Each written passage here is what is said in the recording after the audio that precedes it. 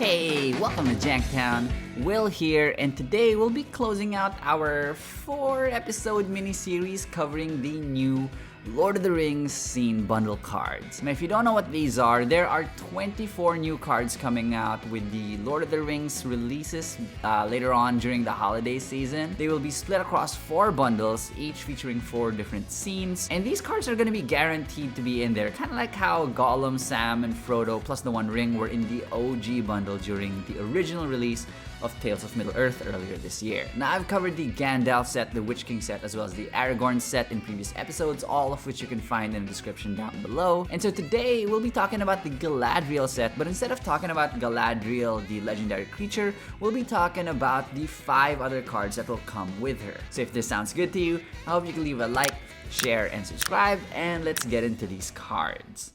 Now, this is where we sort of left our last video. This is what the thing looks like. Alright, so the first card is gonna be Arboreal Alliance. For 2 green and an X, it's an enchantment, and it enters the battlefield with an XX green treefolk creature token. Alright, whenever we attack with 1 or more elves, we can populate. Okay, so it wants tokens, it wants elves, or at least un-elf, and it creates a green treefolk. So we don't even need to really create the green treefolk.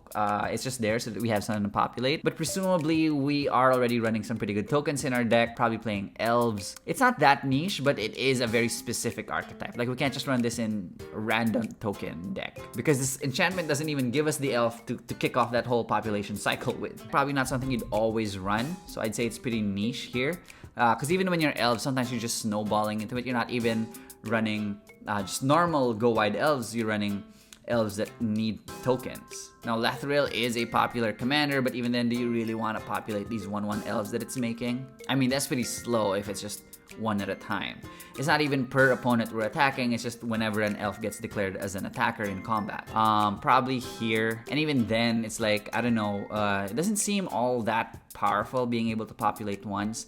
And the token, the XX green treefolk, it's okay. It's okay. It's not that great. You know what? It might even be lower power than I originally gave it credit for.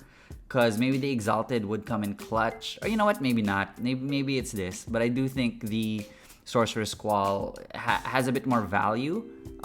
Even though it is 3 to cast with a lot of delve. Alright, so our next card now is going to be called Rally the Galadhrim. 4 mana value sorcery. Create a token that's a copy of target creature we control and conspire. So as we cast the spell, we can tap 2 untapped creatures we control, and if we do, we copy it, and we can choose new target for the copy. So pretty good, especially in decks that already create copies of things. We are in blue, so that's great because blue already creates a lot of copies. So this is another one of those things. I think it's a niche card, and it's actually pretty decently costed as well. And with the ability to have an extra copy of this by tapping 2 creatures, which we'll probably be able to do being in green or Simic, yeah, I'd say this is actually more than decent, especially for running a copy style deck. I would put it here alongside the Fell Beast of Mordor, and I think this can be backbreaking in the right setting. So I'd say it's pretty good. Alright, next card is gonna be Galadriel's Dismissal. It's a 1 mana value instant. Okay, a good start.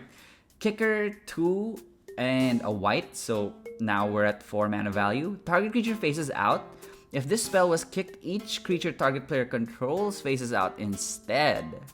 Huh. So it's a 1 mana value, save something or blink something out. But for 4, it has the flexibility then of saving you from wipes or phasing out all blockers of an opponent. Yeah, I think this is really good.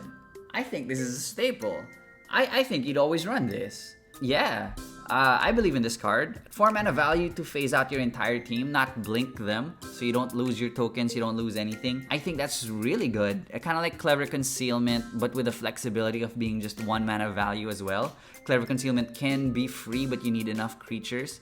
So whether you're Voltron, go tall, go wide, I'd say this is a staple. It seems really high powered. It's not winning the game for you, but it can if you're blanking out somebody. You know what? The more I talk about it, the better it gets.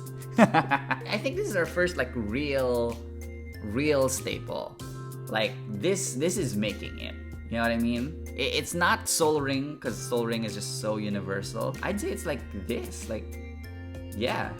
That's a really good, that's some good value there. I think that'll be a pricey card because it's just so flexible. A 1 mana value that really, like, that does things. Alright, next card now. Mists of Lorien. It's a 3 mana value sorcery and we can replicate it. We can copy it for each time we pay blue. Return target non-land permanent and each other non-land permanent with the same mana value as I was expecting name. With the same mana value as that permanent to their owner's hands. Wow, this can be a wipe in blue. This card makes me think, like, okay, so first off, the sorcery thing does hurt.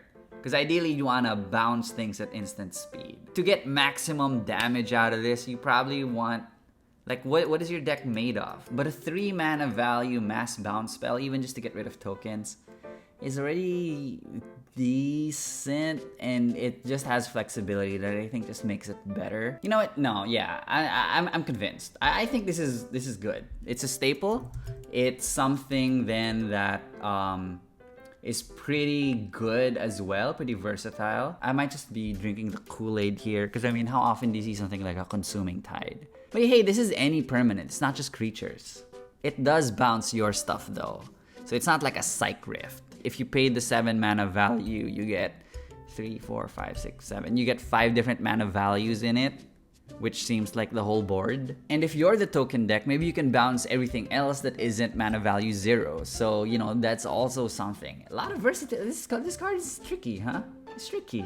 It's tricky. I don't think it's as good as the sword, nor is it as good as the phase out spell, but I think it's pretty good. And I think we'd be happy to have this in our deck. So again, another staple that I think is pretty powerful. All right, last card now. We have another Galadhrim card. Galadhrim Brigade, 3 mana value, 2/2 elf soldier, squad 2. So we can pay 1 in a green any number of times, and that way we create more and more tokens of it. Other elves we control get +1/+1.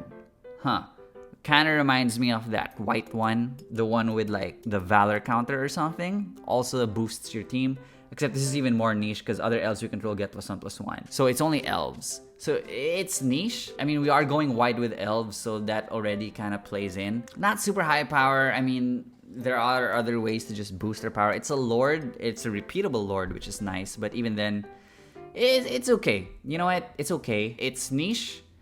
Not as niche as the Tree Folk one from earlier, but it's not as good as the Rohirrim. So probably here. And so I think that covers it. Yeah, these are the 20 new non-legendary cards that'll be coming out with the scene bundles later on this year. And I like that there aren't that many staples.